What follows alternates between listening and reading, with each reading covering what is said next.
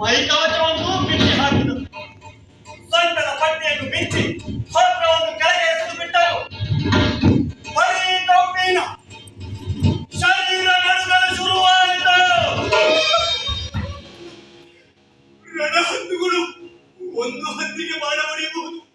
ಬಾಣದಿಂದ radio ನನ್ನ ಮೇಲೆ ಕುಕ್ಕಿದ್ರೆ ಬಿಳಿ ಗಡ್ಡ, ಬಿಳಿ ಕೂದಲು, ಮುಖಕ್ಕೆ ಬಾಯಲ್ಲಿ ಕಲ್ಲುಗಳಿರುವ ಈ ಮುದುಕನಿಗೆ ಎಷ್ಟು ವರ್ಷವೋ ಗುರುಕುಲಕ್ಕೆ ಪಿತಾಮಹನಂತೆ ಅಯ್ಯೋ ಬೆತ್ತಲು ನಿಂತೇ ಬಿಟ್ಟ.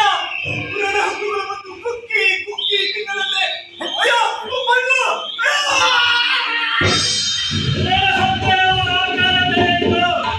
ಅಥವಾ ಅವರೇ ರಣಹದ್ದಿನ ರೂಪ ತಾಳಿದರು.